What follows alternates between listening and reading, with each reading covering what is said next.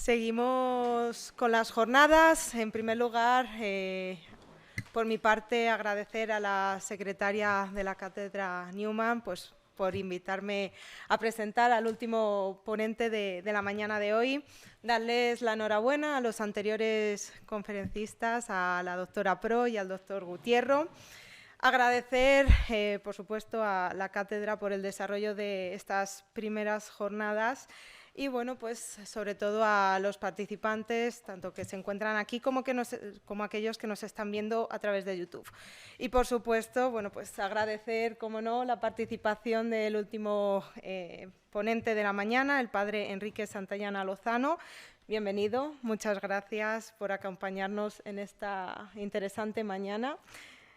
Antes de comenzar la última ponencia, voy a presentar bueno, pues, al ponente algunos datos bibliográficos interesantes sobre él. Bueno, pues, me comentaba que nació en el año 69, es sacerdote desde 1994, casi una treintena de años.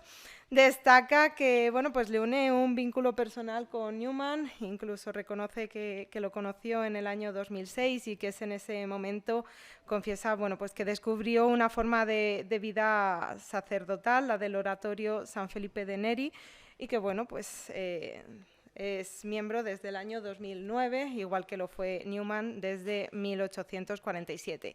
Como currículum, bueno, pues indica que es licenciado en Teología, con una tesina sobre los aspectos subjetivos de la revelación de Ratzinger en San Dámaso. Ha impartido clase también en San Dámaso durante unos cuantos años. Destacar que bueno, pues presenta algunas publicaciones, como artículos en libros de colaboración, algunos artículos en la revista Teología y Catequesis, Actualidad Catequética, y algunos libros de catequesis de infancia y un libro titulado Fundamentos teológicos y pastorales de la iniciación cristiana. De nuevo, muchas gracias por su presencia y les dejo con su ponencia titulada Aspectos actuales de la conferencia newmaniana, de la conciencia newmaniana, conciencia y autoridad, conciencia y poder. Muchas gracias. Bien, pues para mí es un placer enorme estar aquí para hablar de Newman y de la conciencia. Con palabras de Ratzinger, la vida y la obra de Newman bien podrían considerarse, de forma unitaria en su conjunto, como un gran comentario al problema de la conciencia, toda la vida de Newman.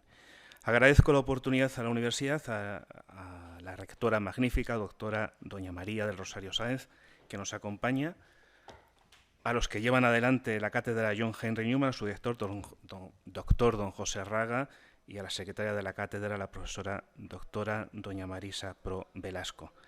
Y a todos ustedes que tienen la gentileza de estar aquí o de escucharnos a través de Internet. Tres asuntos me parecen fundamentales y originales en la obra de Newman. Uno es su idea del desarrollo de la doctrina cristiana, su comprensión de la fe, el segundo tema, y su doctrina sobre la conciencia.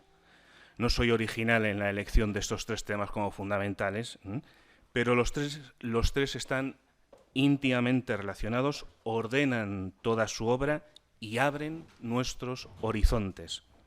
Me propongo señalar solamente dos puntos del horizonte que nos abre el santo británico del oratorio con su doctrina sobre la conciencia, solo dos.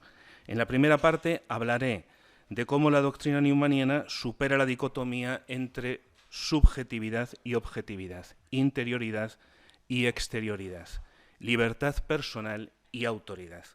Hubiese querido después ejemplificar esta superación en su propia biografía de forma extensa, pero no tendré tiempo para ello. En la segunda parte deseo mostrar cómo la conciencia, tal como la concibe Newman, es el último baluarte de la verdad y de la libertad ante todo totalitarismo. Dejo de lado otro punto que es fundamental, me parece el más fundamental, al que nos abre el horizonte de la conciencia, pero eso lo dejamos para otra cosa, que es la relación de la conciencia y la fe. la fe como don de Dios, que cae más en el campo de la teología fundamental. Para empezar, les traigo una de las afirmaciones que ya ha traído la profesora Marisa, por cierto, más desafiantes de Newman. En ella establece una continuidad entre tres categorías que en realidad son distintas, entre conciencia, Dios e Iglesia Católica.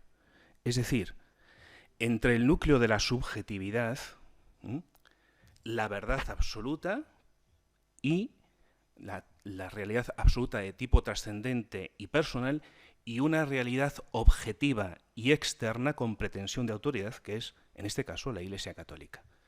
Dice Newman, son palabras de la Apología Pro Vita Sua, no existe punto medio entre el ateísmo y el catolicismo. Esta afirmación ya es tremenda.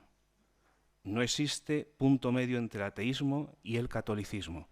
Y enseguida empieza esta concatenación de la que les hablaba entre conciencia, Dios e Iglesia Católica, empezando por el final. Soy católico porque tengo fe en Dios.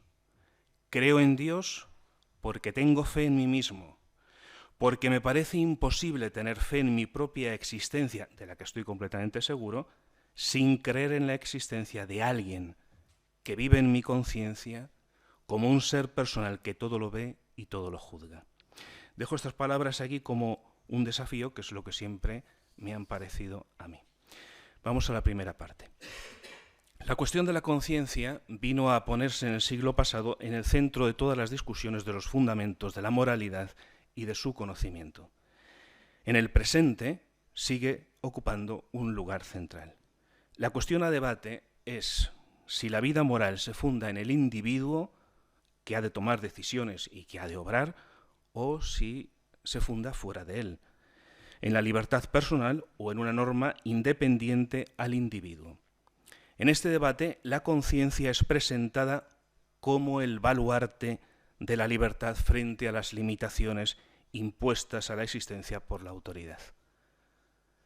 Una moral de la conciencia y una moral de la autoridad parecen incompatibles y contrapuestas. La pregunta, entonces, es: ¿tiene Newman una respuesta que pueda superar esta contraposición?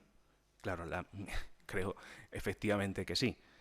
Algunos quisieron poner a Newman de su lado para defender una casi absoluta autonomía del individuo en la Iglesia, autonomía moral. Pero eso solo se puede sostener con una lectura superficial de sus escritos, que ofrece en realidad una comprensión de la conciencia que supera la dicotomía de la que estamos hablando.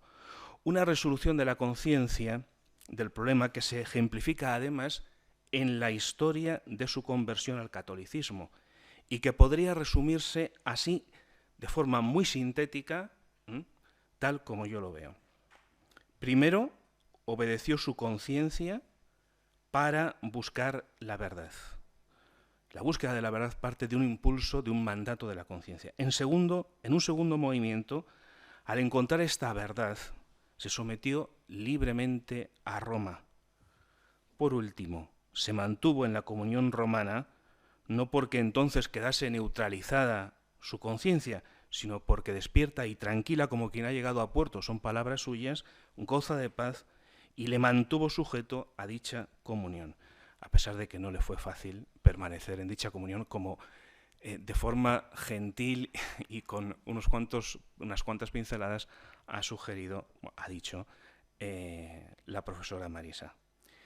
En esta trayectoria se observa, primero, un vínculo entre la conciencia y la verdad absoluta. Y por otra parte, un vínculo también entre la norma objetiva, moral, y la autoridad externa, que aquí es la Iglesia Católica, también con la verdad absoluta. De modo que tanto conciencia como autoridad están referidas a la verdad absoluta, y ante ella deben responder ambas. La verdad absoluta es un principio trascendente con respecto a la conciencia y con respecto también a la norma objetiva y a la autoridad. Pero al tiempo, esto es un poco agustiniano, en estas realidades hay una forma de inmanencia de la verdad trascendente. De esta forma, la verdad absoluta ordena los distintos elementos: el yo, la conciencia, la sociedad, el mundo, la ley moral, la autoridad. Esto es un poco imagen del orden de lo de la universidad. Hay una pieza clave que lo ordena todo. Si se me permite una imagen arquitectónica, en un arco ojival o en una bóveda, el orden del conjunto se mantiene por las tensiones de fuerzas que relacionan todas las dovelas entre sí y que tienen como centro la piedra clave. Pues bien, el hombre se encuentra en un mundo de relaciones ontológicas y morales cuya clave es la verdad absoluta.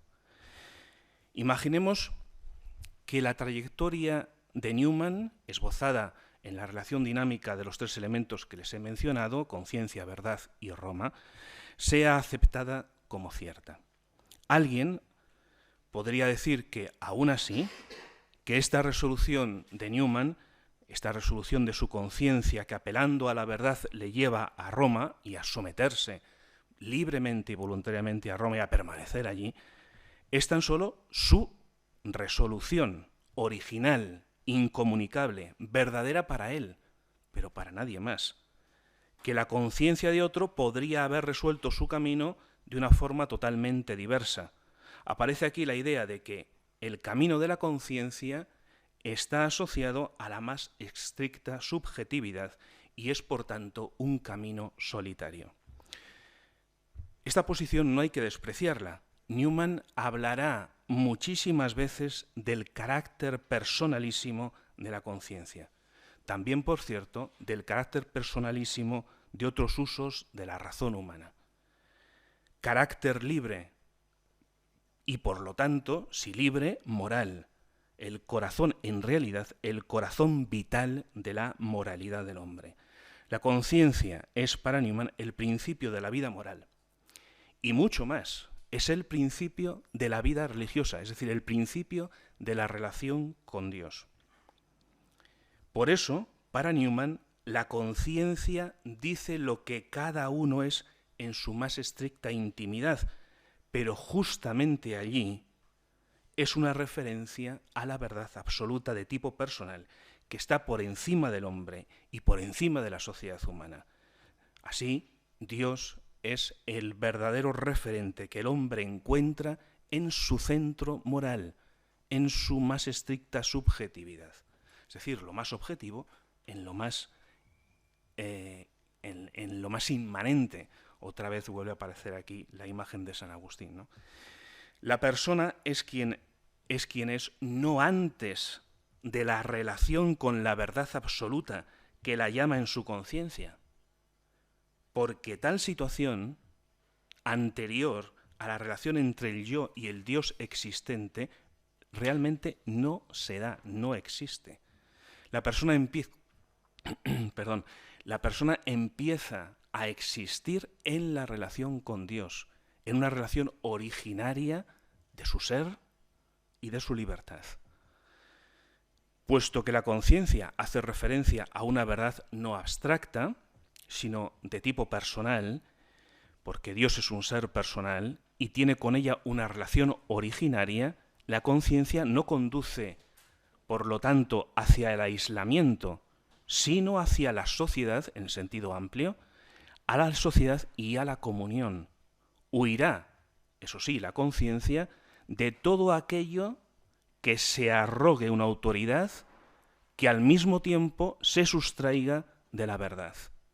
No se someterá a un poder ciego, a un poder irracional que no presente las cartas credenciales de la verdad. Por un lado, la conciencia se convierte en el primer punto de apoyo de la sociedad y de la autoridad legítima. Por otro, es también el baluarte contra cualquier ejercicio despótico del poder y contra cualquier absolutismo. Así es como la ve Newman, y así vista la conciencia es superación tanto del subjetivismo como del excentricismo. El punto siguiente que habría que examinar es cómo la conciencia es capaz de reconocer en sí misma una verdad trascendente. No tenemos tiempo de explicar el pormenorizado estudio casi de tipo fenomenológico con el que Newman describe la forma de conocer que usa la fe y también la conciencia, porque en muchas cosas conciencia y fe van por caminos paralelos.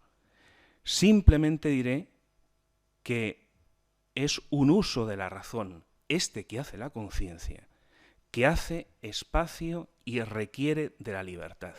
Y es, por tanto, en sí mismo moral. Los juicios y los mandatos de la conciencia son en sí mismos actos morales, por lo tanto, dignos de reprensión o de alabanza. Como ya hemos apuntado, la vinculación de la conciencia a la verdad tiene una dimensión social. Si la conciencia está vinculada con una verdad objetiva, entonces sus juicios y dictámenes se pueden comunicar. De ellos se pueden ofrecer razones a los otros y así se puede hacer un camino juntos. Si la conciencia se desvincula de la verdad, entonces no es posible el diálogo ni una búsqueda conjunta. Queda una tolerancia que termina en indiferencia y en un hombre abandonado a la soledad. Newman, por más que reclama, como he dicho antes, este carácter personalísimo de la conciencia, al tiempo, en sus propias decisiones, no deja de compartir su camino y su vida con otros. El hecho mismo de escribir la Apología es muestra de esto. En su singular camino de conciencia no fue un solitario, fue acompañado y acompañó.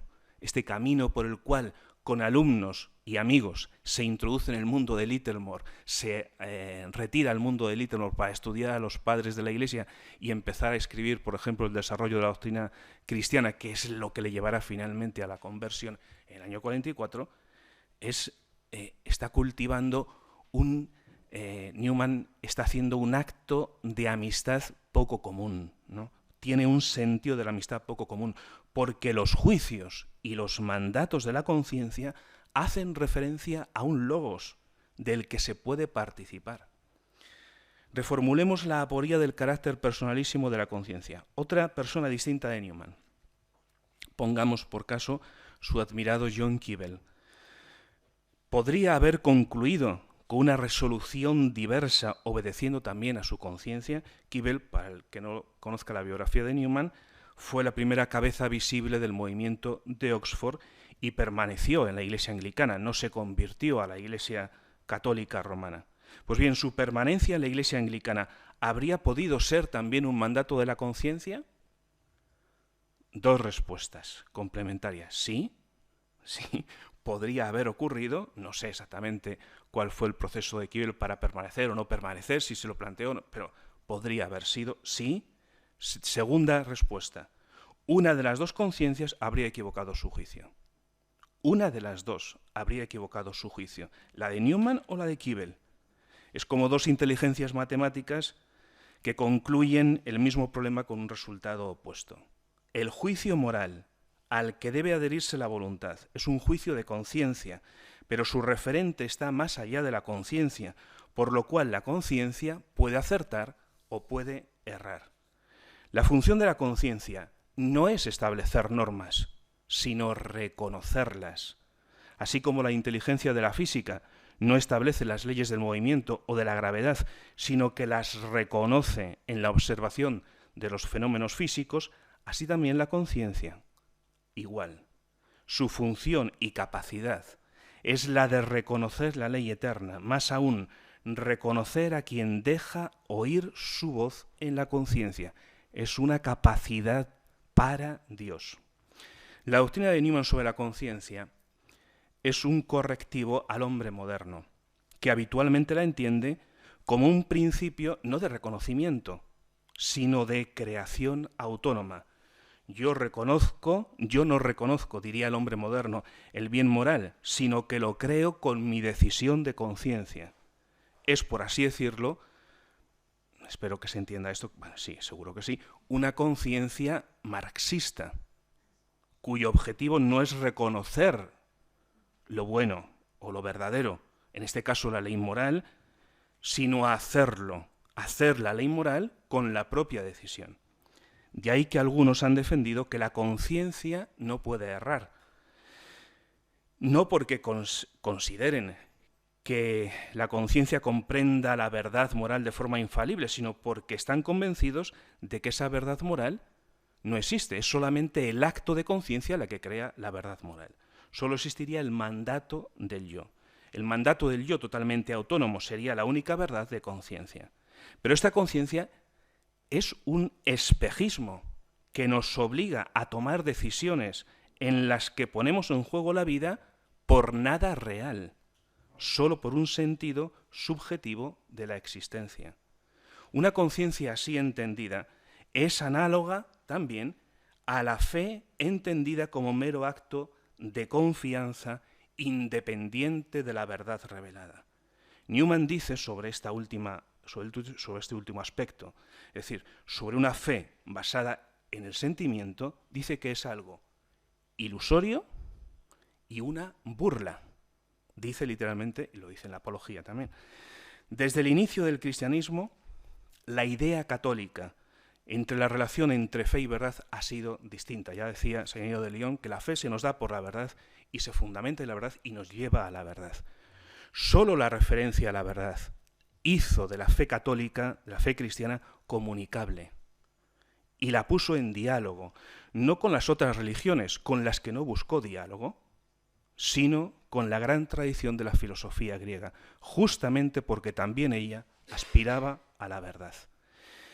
Ha sido en el ámbito cultural luterano, donde la fe es entendida como mero acto fiducial, sin referencia a la verdad, donde ha nacido una comprensión de la conciencia como acto que no requiere un referente externo a ella misma.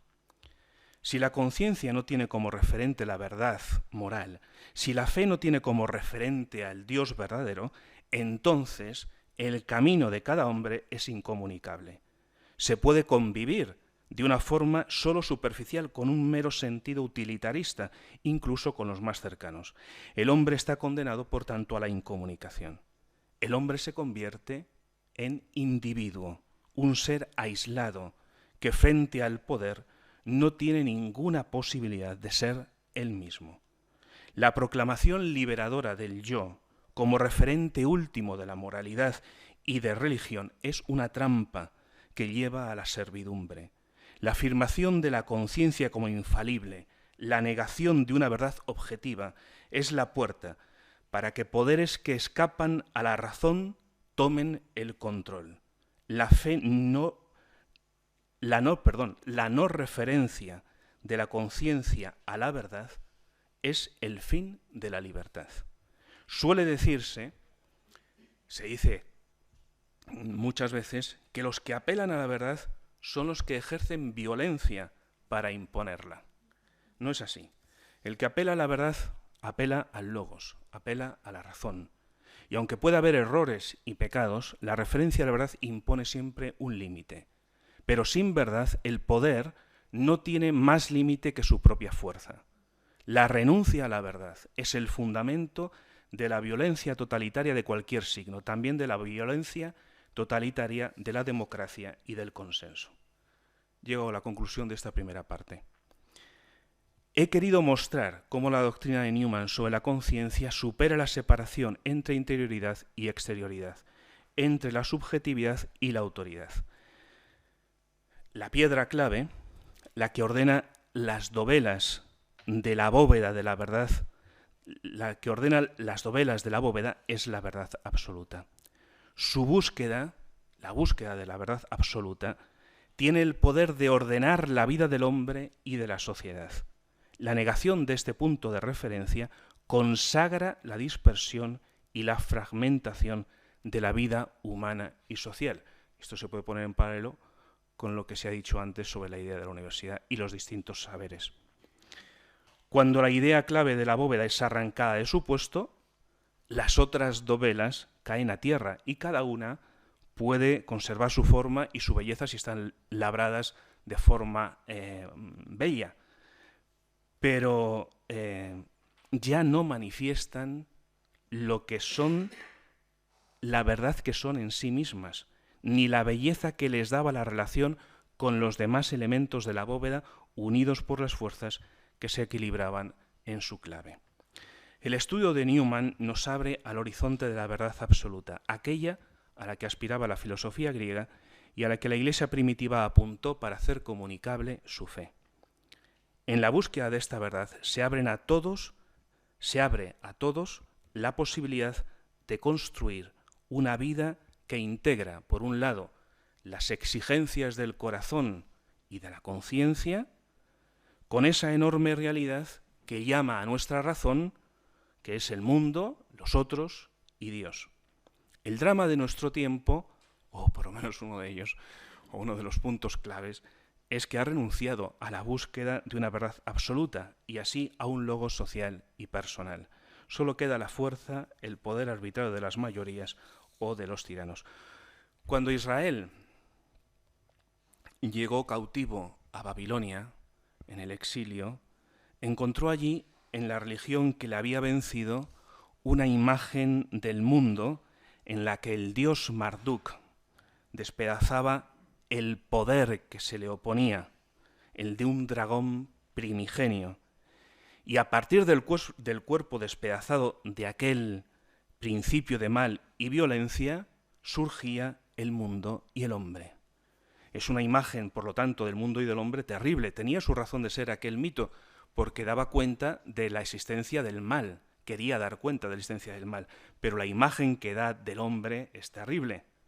La renuncia al logos nos devuelve y nos sumerge de lleno en la violencia del mito. Vamos a la segunda parte. Antes he querido, en la segunda parte, quiero variar un poco la dirección de nuestra atención. Quisiera mostrar que la conciencia, y solo ella, está en disposición de ofrecer refugio a la verdad y a la libertad. Ante toda violencia, la conciencia es la posibilidad de que el hombre siga siendo hombre, un ser moral, con responsabilidad y valor ante sí mismo, ante los otros y ante Dios. Empecemos con unas palabras de Joseph Ratzinger. Dice: la destrucción de la conciencia es la condición previa del vasallaje y del dominio totalitario. Donde la conciencia vive, hay un límite para el dominio del poder y de la arbitrariedad. Es algo santo, que permanece inviolado y que se escapa a todo capricho o despotismo propio o extraño en una soberanía última, porque apunta más allá de sí. Solo el carácter absoluto de la conciencia, sigue diciendo, protege al ser humano de los demás y de sí mismo. Su acatamiento es la única garantía de libertad. Fin de la cita de Ratzinger. Pero ¿acaso, nos podemos preguntar nosotros, acaso nosotros estamos en una situación en la que sea pertinente preocuparnos por una amenaza totalitaria? Ratzinger, me parece que estas palabras, no recuerdo de memoria, creo que son del año 72, una cosa así, responde así. La dictadura, la esclavitud del hombre, con el pretexto de su liberación, como hacernos pobres para que seamos felices, ¿no? Con el pretexto de su liberación acecha siempre al hombre. Solo quien esté ciego o quien quiera vivir en la comodidad puede pasar por alto que la amenaza del totalitarismo es un asunto de nuestro tiempo. Y termina diciendo, y en este sentido es la hora de la conciencia. Para desenmascarar la amenaza, Ratzinger hace, en este artículo del que he tomado estas dos citas, hace un breve análisis del totalitarismo nazi. La conclusión a la que llega él es que el nacionalsocialismo fue una revolución nihilista. Las ideologías fascista y nacionalista sirvieron para esconder este nihilismo, que era la verdadera esencia del nazismo. El nacionalismo pervierte un posible legítimo amor y exaltación de lo propio, lo saca del orden que tiene en el conjunto de las cosas importantes, de otras cosas importantes, y convierte esa idea, ya pervertida y desquiciada, en un filtro totalizante de comprensión y de acción. El nihilismo usó esta perversión para llevar a cabo su plan. De la misma forma, la cuestión social, posteriormente, pervertida y desquiciada, dio lugar al totalitarismo comunista. La esencia común del nazismo y del comunismo es el nihilismo. En nuestros días, no cuando Ratzinger pronunció estas palabras, ni hace 10 años, sino hoy mismo, vemos despuntar los peligros de un totalitarismo no experimentado hasta ahora. Lo que Benedicto XVI llamó la dictadura del relativismo, que quizá algunos tomaron como una dictadura referida solo al ámbito de las ideas, toma aliados que lo convierten en una fuerza realmente destructora. Estos aliados son la ideología de género y una ideología ecologista extrema. Ambas, seguramente podría haber alguna cosa más, ambas amenazan ya con planes concretos todo el orden humano. La alianza del relativismo radical con la ideología de género y con una ideologización de los problemas ambientales es análoga a la alianza del nihilismo con la ideología nacionalista y con el comunismo. El relativismo lleva a la destrucción de todas las certezas y las realidades sociales que estructuran la convivencia. Quiere llevar hasta el final su programa nihilista. Y ese final es hasta la nada, que es el punto opuesto de donde nace la certeza de la conciencia, que es el Creador. La nada, hasta la nada, al punto opuesto de la obra de Dios, que crea de la nada para llegar a una creación plena, plena de vida, plena de sentido, plena de logos, de razón. Va contra toda comprensión del mundo como creación. No atenta solo contra la fe cristiana en la creación, sino contra la intuición común del hombre que dice que la obra que tiene delante es hermosa, es inteligible, es buena, porque viene de una razón creadora. En su lucha contra la creación, el relativismo vuelca al hombre sobre sí mismo. Le dice que no está referido a verdad alguna, sino solo a su propio juicio. Pero esto justamente es la ruptura del vínculo esencial del hombre como ser en relación, es decir, como persona. Sin verdad a la que referir la voluntad, el hombre solo es un individuo. Para clausurar al hombre en sí mismo, el relativismo difunde una idea falsificada de conciencia. Ofrece al hombre por conciencia algo que no es la conciencia y así, de esta forma, es capaz de acallarla. Ya lo percibía Newman en su época y en su carta al duque de Norfolk, que es una de las obras fundamentales para estudiar la conciencia, aunque está repartido por toda su obra, dice allí Newman: la conciencia es la voz de Dios, mientras que hoy día está muy de moda considerarla de un modo u otro como una creación del hombre. Pero no, la conciencia no es una especie de egocentrismo de largo alcance, ni un deseo de ser coherente con uno mismo. Es un mensajero divino, un mensajero de Dios. Y puntualiza enseguida lo que él entiende cuando habla de conciencia en contraposición con la idea común entonces ya y presente ahora. Uso la palabra conciencia, dice, no como capricho u opinión, sino como obediencia debida a la voz divina que habla en nosotros. Fin de la cita. Eliminada la idea del creador, eliminada de la conciencia la idea del creador, el relativismo pasa a censurar esa misma idea en el pensamiento y en el ordenamiento público. Pero no le basta con eso.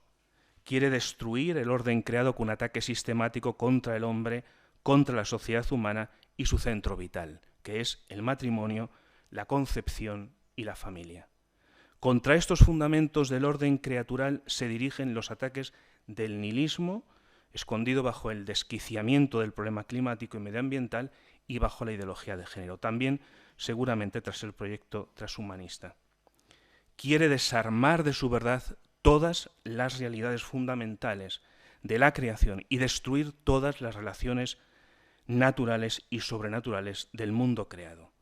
Todas ellas están siendo atacadas: el hombre, varón y mujer, el matrimonio, la familia y la concepción, la sociedad ordenada sobre la célula del matrimonio, la nación misma.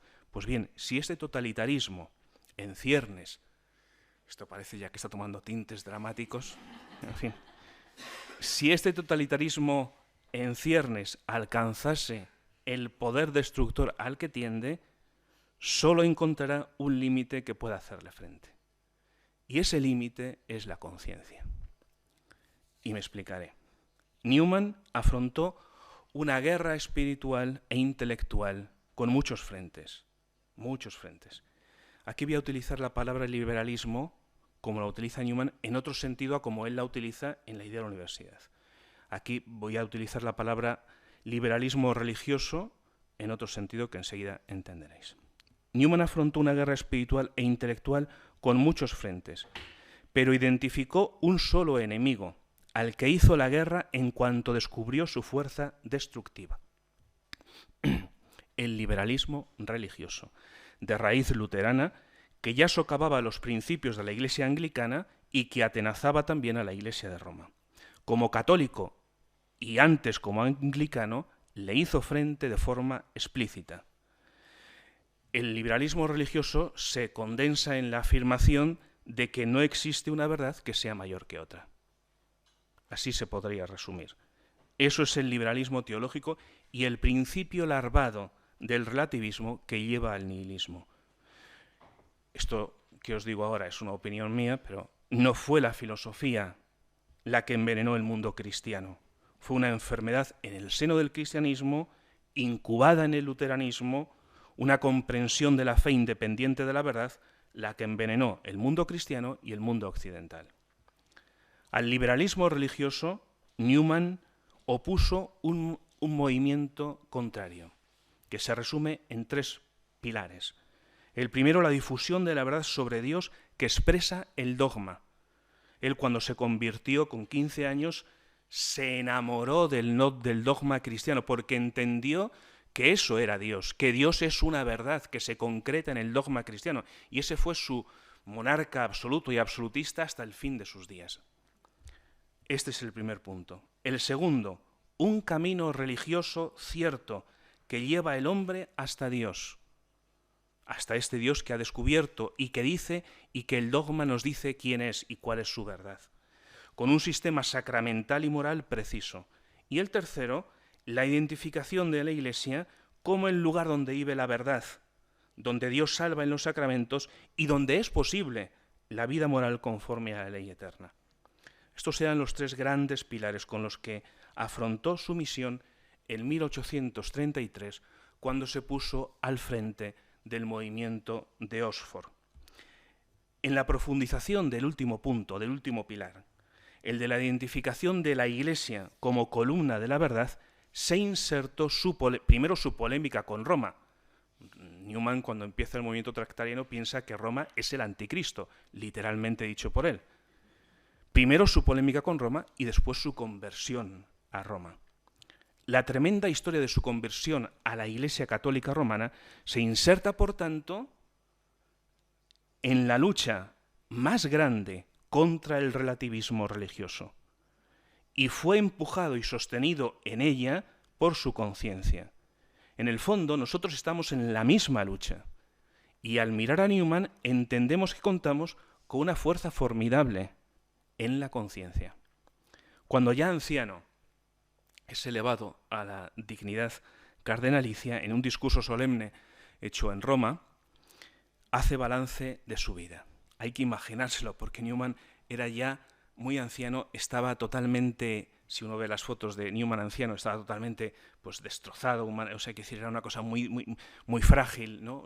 Yo me lo imagino como Ratzinger ahora, como el Papa Benedicto XVI ahora, que está una cosa así, y sin embargo las palabras tienen una fuerza tremenda.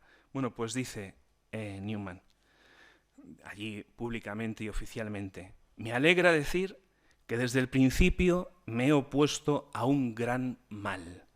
Por espacio de 30, 40 o 50 años he resistido con mis mejores energías al espíritu del liberalismo en religión. El liberalismo en religión es la doctrina según la cual No existe una verdad positiva en el ámbito religioso, sino que cualquier credo es tan bueno como otro cualquiera.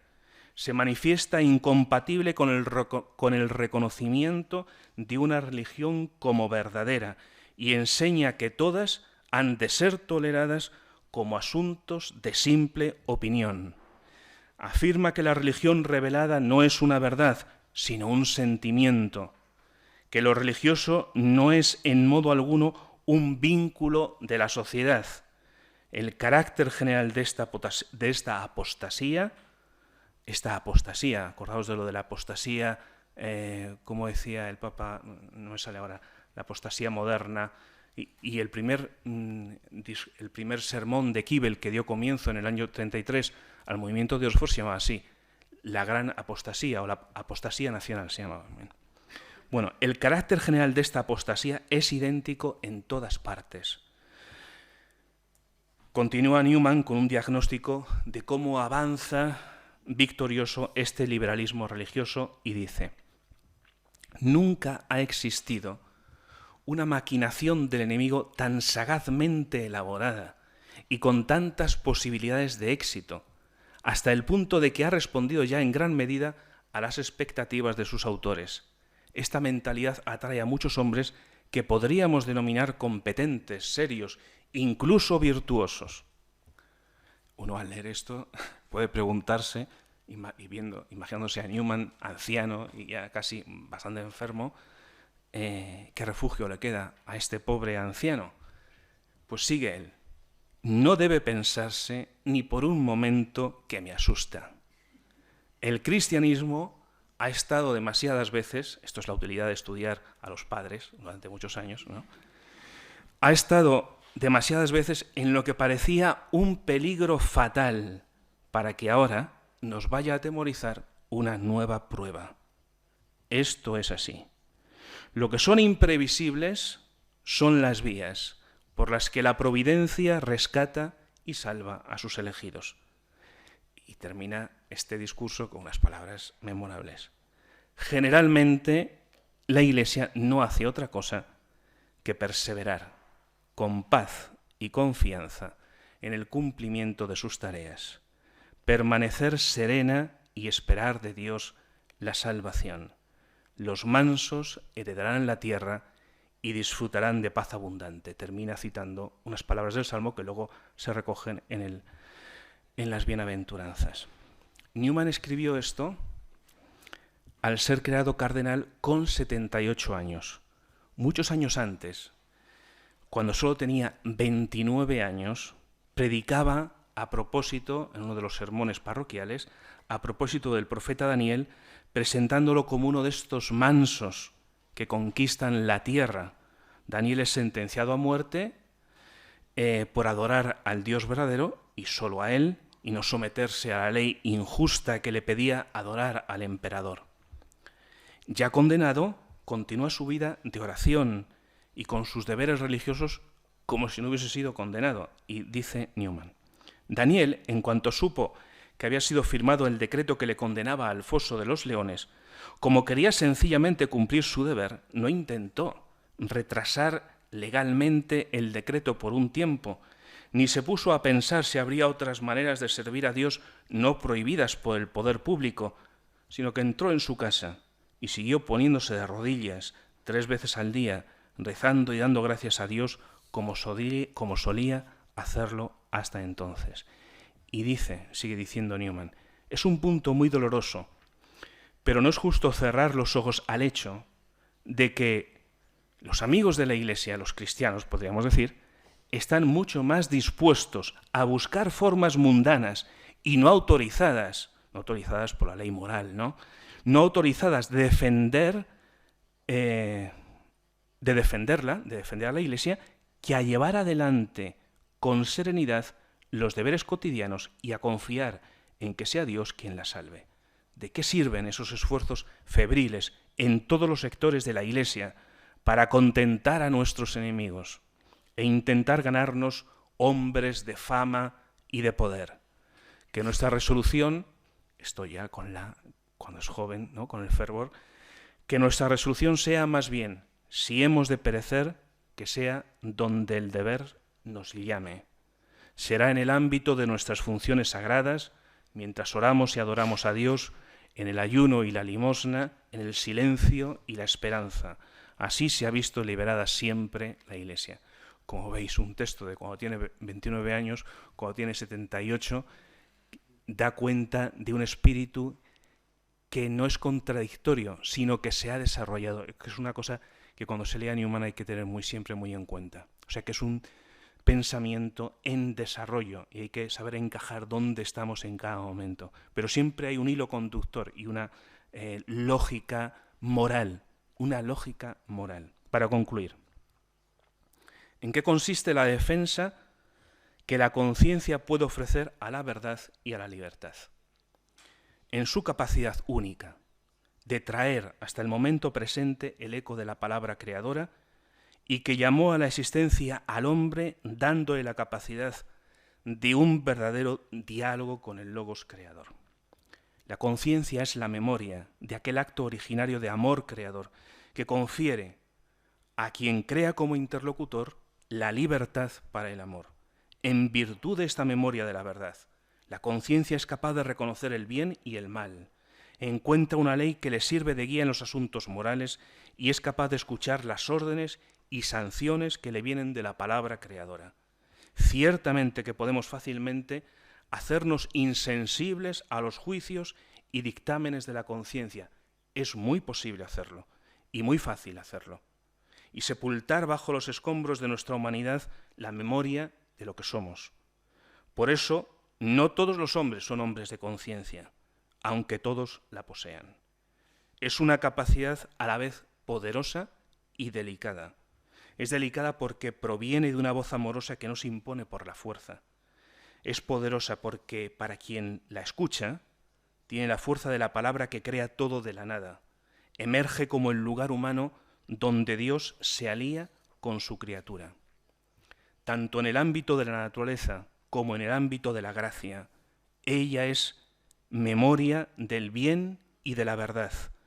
Más aún, es eco vivo de la voz del bueno y verdadero, de su llamada amorosa, e identifica esta llamada original con la llamada de amor desde la cruz. Aquí se introduce la relación entre conciencia, que antes os he anunciado, entre conciencia y fe, que no podemos aquí abordar. He aquí su fuerza. La conciencia identifica la voz originaria que la dio el ser con la voz del manso que proclama la bienaventuranza. Dichosos los mansos, porque heredarán la tierra. Cuando parece que todo está perdido, el manso, testigo de la verdad, Cristo, se pone al frente de los mansos que sufren por la palabra, que no pueden ni quieren olvidar porque es lo más querido de su alma. La defensa de la conciencia frente al poder que se ha olvidado de la verdad es su capacidad para sostener al mártir. Es inútil invocar la conciencia ante el poder si uno no tiene en el horizonte la posibilidad del martirio. Hasta aquí.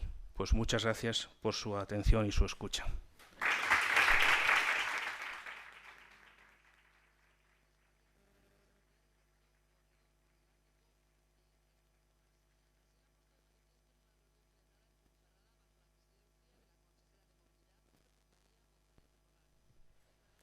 Bueno, muchísimas gracias. Creo que tenemos tiempo para una pregunta o a lo mejor un par de ellas. No sé si hay alguna pregunta.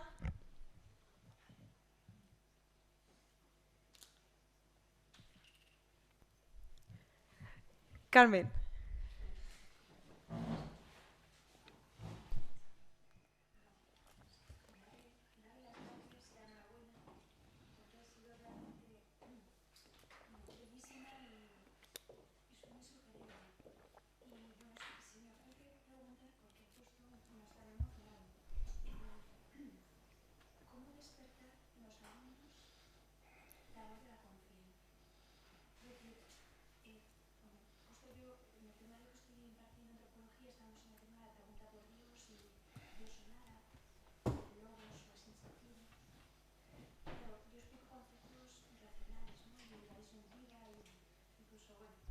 pero veo la dificultad, ¿no? Es una pregunta difícil, ¿eh? Bueno, creo que es difícil. Sí, pero ¿cómo despertar en estos jóvenes, ¿no? ese deseo de escuchar, ¿no? De escuchar la voz creadora, amorosa? Bueno, perdón, es una pregunta muy difícil y a la vez un poco sí, académica, pero es que es lo que me sugería cuando... Pues hay un sermón de Newman, no sé si ahora, creo que es en el volumen 2 de los sermones parroquiales y creo que es el número 2, no sabría decirlo exactamente, pero creo que es así, donde él hace una descripción, se llama el sermón, me parece, Alma Eterna, o algo por el estilo, el alma eterna, creo que sí, bueno, es igual. El caso es que allí hace una descripción de cómo el hombre, al mismo tiempo que toma conciencia de su alma, toma conciencia de la conciencia, toma conocimiento de la conciencia. En el fondo, creo, no es que él lo diga de forma explícita, pero atendiendo a su biografía, que es una cosa que hay que conocer siempre para conocer el pensamiento de Newman, es un poco una exposición autobiográfica de cómo él llegó al descubrimiento de la conciencia. Justo en el momento de los 15 años, cuando sufrió lo que ha dicho antes la profesora María Luisa Pro, pues esta especie de desgarro a los 15 años de que ve pues, que su padre pierde todo lo que tiene y se produce ahí una convulsión interna en el que se... Bueno, pues... y él explica ahí cómo muchas veces el sufrimiento lleva al hombre a darse cuenta de que es distinto de la realidad que le circunda, de que porque tiene preguntas que no se pueden responder. En fin, ese punto de partida es interesante. Luego yo también me he hecho esa pregunta muchas veces, ¿eh? No encuentro una respuesta fácil, porque en el fondo, porque la conciencia hay que tener en cuenta que es esto que él dice, una cosa muy delicada. Y que cuando no se le presta atención es como si se retirase. No es que desaparezca, él dice exactamente que no desaparece, pero como que se retira, ¿no? Porque por su propia naturaleza, porque es la voz amorosa que viene del origen creador de Dios.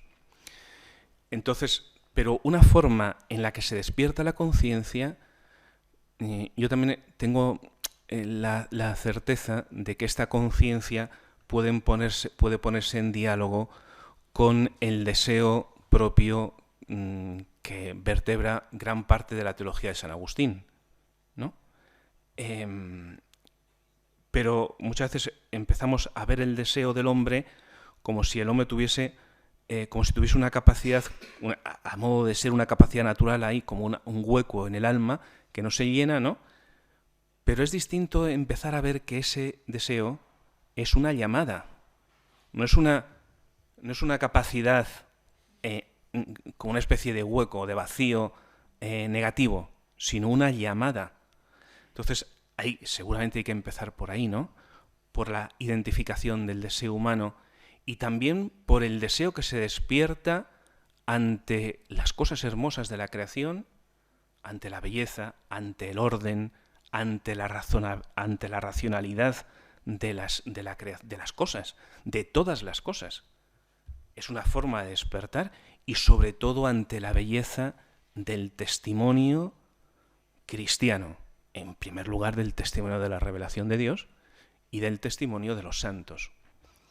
Eso es lo único que se me ocurre. Le he pensado más veces, o sea, no me pilla de sorpresa, pero en fin. ¿Alguna pregunta más? Sí, Sara.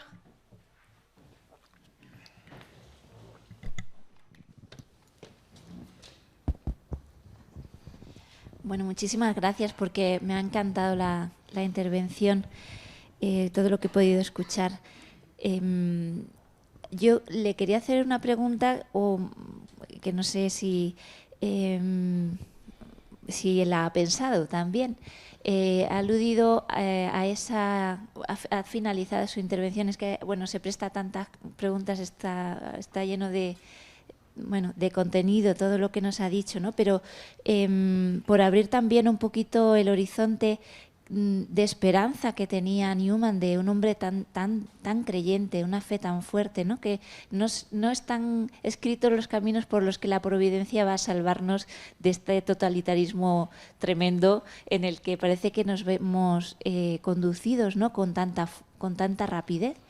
Y mi pregunta es, porque he visto, bueno, pues que pues yo tengo mucha afición por Ratzinger, y cuanto más leo a Newman y conozco a Newman, más veo el influjo de Newman en Ratzinger. Total. En tantísimas cosas. Y mi pregunta es, pues ¿no es el propio Newman ya también una respuesta a la providencia y la figura de Ratzinger, Benedicto XVI, una respuesta a la providencia, porque es que apuntan realmente a la verdadera raíz del problema, ¿no? Que está en este nihilismo o este relativismo, y que quizá nosotros, los cristianos, todavía no somos capaces de comprender que lo serio del problema está en eso, ¿no? En esta idea de que todo vale, o esta idea de que a lo mejor en la teoría no lo tenemos todavía tan confuso, pero en la práctica a lo mejor vivimos un poco así como liberales, ¿no? De, bueno, todo vale bien, igual, ¿no? Esta idea de que el relativismo verdaderamente es el problema que tenemos que afrontar. No sé qué piensas, si esto es... Pues que es así totalmente. Desde luego la influencia de Ratzinger, la influencia de Newman sobre Ratzinger, o sea, él expresamente muchas veces lo ha dicho, ¿no? Ratzinger lo ha escrito 1000 veces. En el fondo, yo por no alargarme, ¿no? He ido quitando cosas de esta para ceñirme, tenía aquí el reloj puesto, pero ciertamente las dos, o sea, la línea fundamental de las dos partes de la conferencia está tomado en la idea fundamental de 2 artículos de Ratzinger que habla de la conciencia de Newman, Conciencia en el tiempo y Conciencia y verdad, ¿no? Que están en sus obras completas y publicados también en otros lugares. Entonces, pero decía que la influencia de Newman en Ratzinger es absoluta. Yo también leo mucho a Ratzinger porque es un autor que me apasiona, y cuanto más leo a Ratzinger, más veo a Newman, aunque no lo cite. O sea, porque es la forma de la mente, la forma de razonar, la grandeza de ánimo, la liberalidad de ánimo, la forma de afrontar todos los problemas, de no escabullirse ante ninguno, ¿no? Pues, y luego, pues lo del relativismo, pues sí, yo creo que él da la clave en esto. O sea, Newman, insisto, viejo, achacoso, enfermo, después de haber sufrido muchísimo, pero muchísimo, una barbaridad, ¿no? Cuando el Papa le recibe, cuando le va a entregar el capelo cardenalicio, escribe a su sobrino y le dice: estos ignorantes católicos y tal, o sea, como diciendo que me han humillado, que me han tal, no sé, que se han quedado anonadados cuando el Papa me ha abrazado y me ha tratado con tanto afecto. Pero quiero decir que un hombre maltratado interiormente, psicológicamente, que ha pasado también, como ha dicho la profesora Marisa, por unos 4 o 5 años de una depresión terrible, que escribe en sus diarios, no tenía ganas ni de levantarme. ¿Para qué levantarme? Que se ha visto al borde de la muerte y ha dicho: pues Señor, te lo entrego todo, pido la protección de San Felipe, pido no sé qué, quiero mantenerme en la verdad, quiero mantenerme en la fe de la Iglesia. O sea, un hombre que ha pasado, al final, a lo que aspira con confianza es al martirio. Porque estas palabras, ¿no? Los mansos tendrán paz abundante, a lo que sugiere es el martirio. Y sobre todo si lo comparamos con el texto que he puesto antes, que está en sintonía del propio autor cuando habla de Daniel, ¿no? Del testimonio del profeta Daniel. Y eso, bueno, pues eso, es que no sé qué más decir.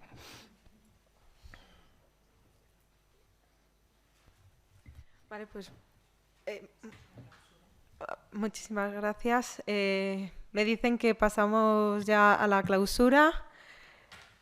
Muchísimas gracias a todos, muchísimas gracias al padre Enrique. Muchísimas gracias a vosotros, a todos ustedes. Yo estoy encantado de poder hablar de Newman y de la conciencia siempre que pueda.